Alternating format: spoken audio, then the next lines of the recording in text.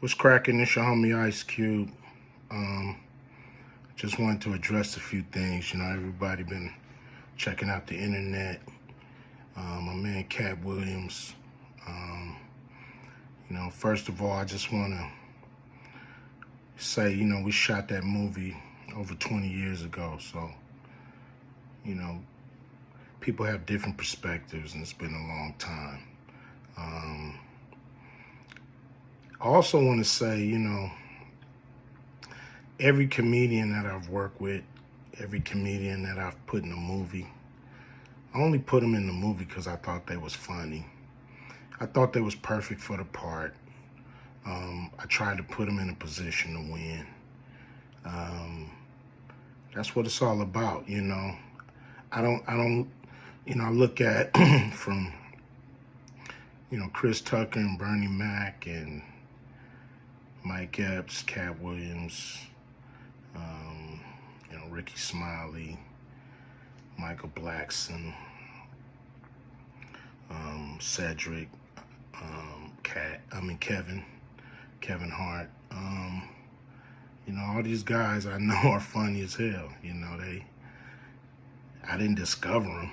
They were doing their stand-up or doing their thing, and I knew that they were great and that they could act, and that if I have an opportunity, I was gonna give them an opportunity. To me, that's what it's all about.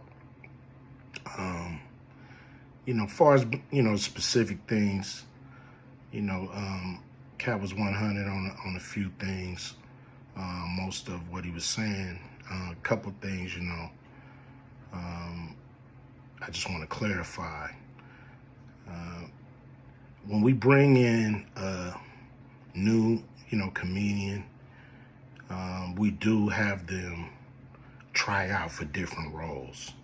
So Ricky did give Money Mike a shot. But when we saw him and, we kind of saw how he moved and how he was,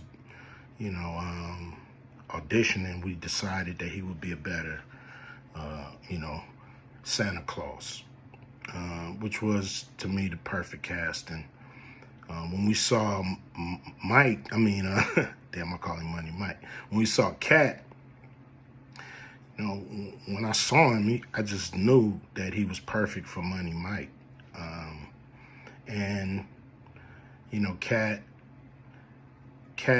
said he wrote his role, which, the role was written, but he enhanced it. This is why Katt was so dope in the movie. Money Mike had a small role, about as big as the Santa Claus role, but when we start filming, he was giving us such magic that we kept expanding his role and giving him more to do because he was on point. When we shoot these movies, for one, the scripts are fire, or they wouldn't even do it. The scripts are laugh out funny. But we shoot the script, but once we get what we need from the script, we let the comedians ad-lib, riff, play with the words, do their thing. We give them a take where they can, or 2, 3 takes where they can go off and do what they feel. Sometimes it makes the movie, sometimes it don't.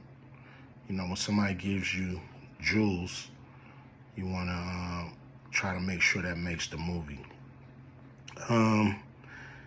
So in the movie, there's second thing I want to clear up.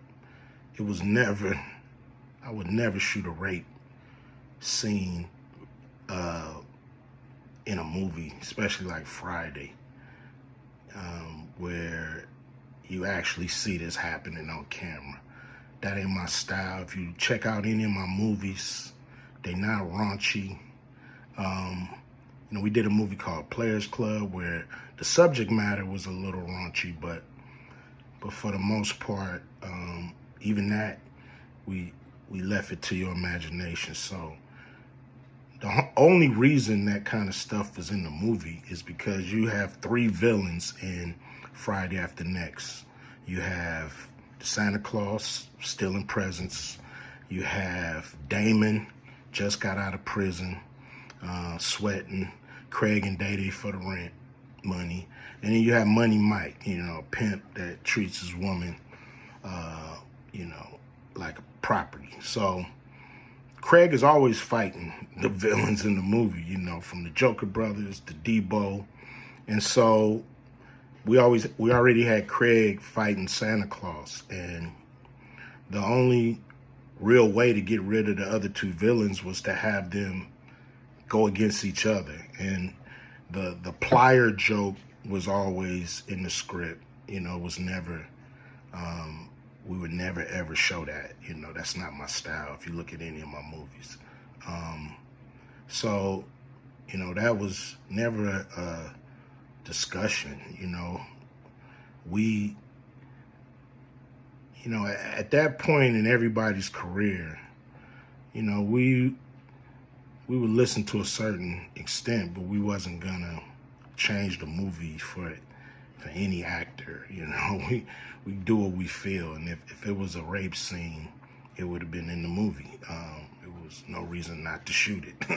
But that's not my style. I don't even like that kind of shit in movies, on camera. And so, that was, to me, a little discrepancy there. Katt, he wrote a lot of his part because, like I said, he was giving us jewels, so we were keeping the camera rolling.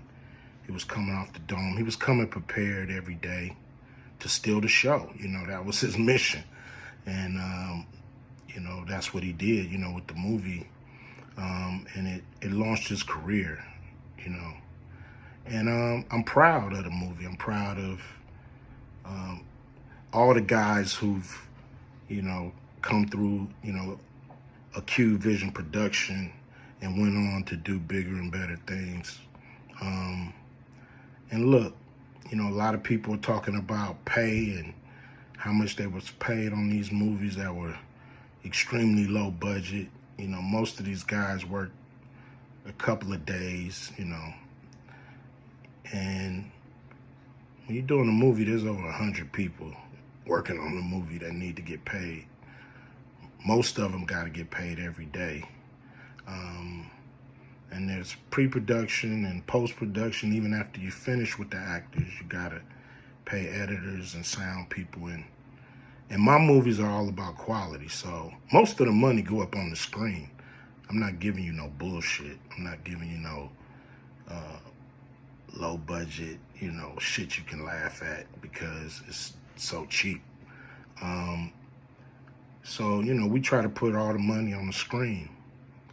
And so any actor that's mad at what they got paid, just look at what you was doing. Look at where your career was at the time. Take a look at where it is now. And Friday has something to do with that, I believe. And I put a lot of people in movies, but they ain't never put me in a movie. So you could take that for what it's worth. You know what I'm saying? I've given a lot of these guys opportunities. And I still act, so I'm waiting for a call. I ain't got to produce everything or write everything. I got love for all the comedians that I've worked with. Got, much love for Katt. He spoke up for me a lot. And I just wanted to be clear and clarify some things. And shit, man. I hope y'all have a good 2024. Yeah.